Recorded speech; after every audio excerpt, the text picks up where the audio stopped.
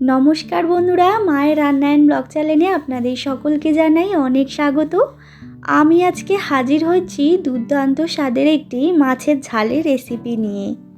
শীত চলে যাওয়ার আগে যদি এই রেসিপিটি বানিয়ে না খান তাহলে কিন্তু আফসোস থেকেই যাবে।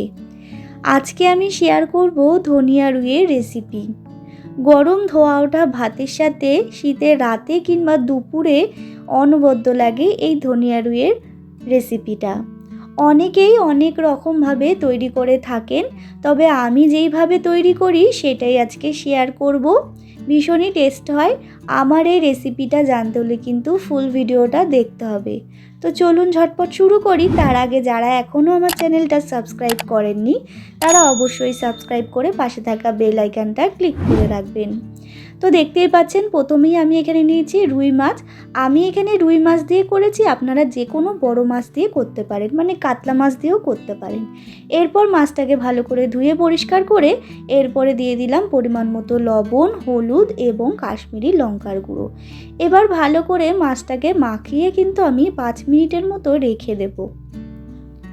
এরপর একটা মিক্সিং জার নিয়ে নিয়েছি। মিক্সিং জারের মধ্যে কিছু মশলা পেস্ট করে নেব।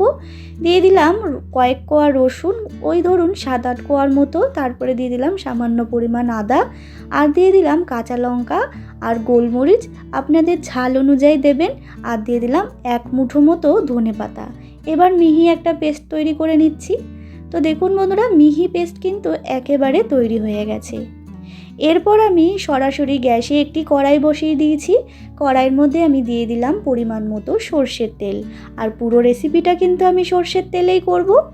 এরপর তেলটা গরম হয়ে গেলে আমি একে একে লবণ, হলুদ এবং কাশ্মীরি লঙ্কার গুঁড়ো মাখানো মাছগুলো কিন্তু বেশ কড়া করে ভেজে নিতে হবে। আর এই মাছের ঝালের মাছ যতটা কড়া করে ভাজবেন ততটাই কিন্তু খেতে টেস্টি হবে।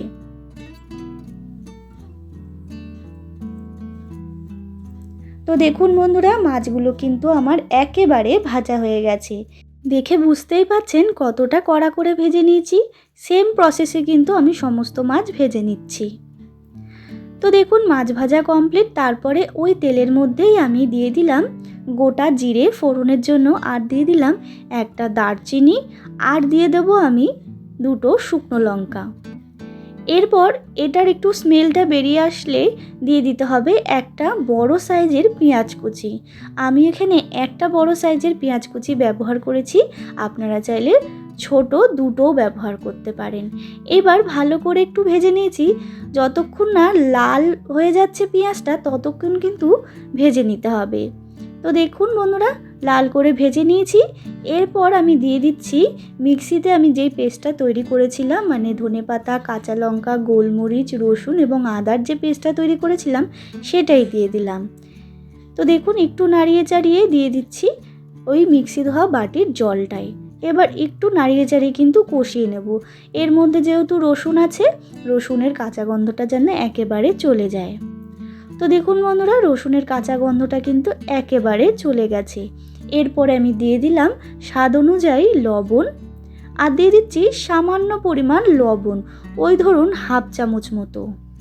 এরপরে আমি দিয়ে দিচ্ছি 1/2 চামচ মতো ধনে গুঁড়ো, আর দিয়ে দিচ্ছি 1/2 চামচ মতো জিরে গুঁড়ো। এবার আবারও মশলাটাকে একটুখানি কষিয়ে নিতে হবে যাতে মশলা গুঁড়োর গন্ধগুলো একেবারে কেটে যায়। তো দেখুন বন্ধুরা, আমি কিন্তু মশলাগুলো একটু কষিয়ে নিয়েছি, দেখতেই পাচ্ছেন আপনারা।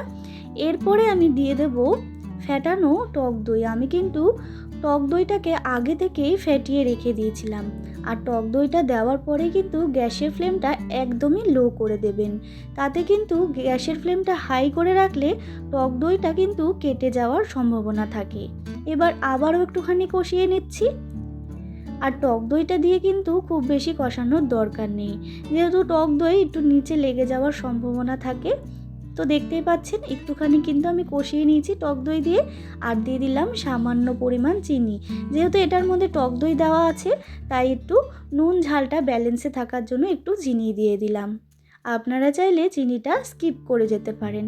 তো দেখুন বন্ধুরা, একটু ভালো করে নাড়িয়ে চাড়িয়ে নিয়েছি। এরপরে আমি অ্যাড করে দিচ্ছি গরম জল। আর এই মাছের ঝালে কিন্তু অবশ্যই গরম জলের ব্যবহার করবেন, তাতে কিন্তু ভীষণই টেস্টি হয় এই ঝোলটা। তো দেখতেই পাচ্ছেন সামান্য পরিমাণে দিলাম, যেহেতু এটা মাছের ঝাল তৈরি করব তাই। এরপর একটু ঝোলটাকে ফুটিয়ে নিয়েছি, ওই ধরুন 5 থেকে 10 মিনিটের মতো। এরপরে আমি দিয়ে দিচ্ছি ভেজে রাখা রুই মাছগুলো। ভেজে রাখা রুই মাছগুলো দিয়েও কিন্তু আমি বেশ 5 থেকে 10 মিনিট মতোই ফুটিয়ে নেব।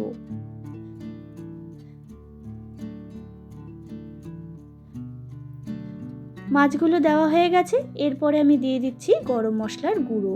গরম মশলার গুঁড়োটা দিয়ে কিন্তু আমি একটুখানি মাছটাকে ফুটিয়ে নিচ্ছি। ওই বললাম আগেই 5 থেকে 10 মিনিট ফুটিয়ে নিলেই কিন্তু রেডি হয়ে যাবে।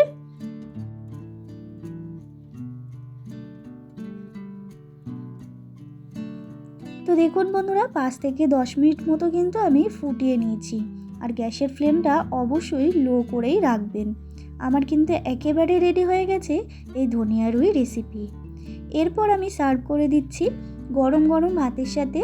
এরপর সার্ভ করে দিন এই ধনিয়া রুই রেসিপি। বাড়িতে একবার হলেও ট্রাই করে দেখবেন, ভীষণ ভালো লাগবে ঠিক এই প্রসেসে।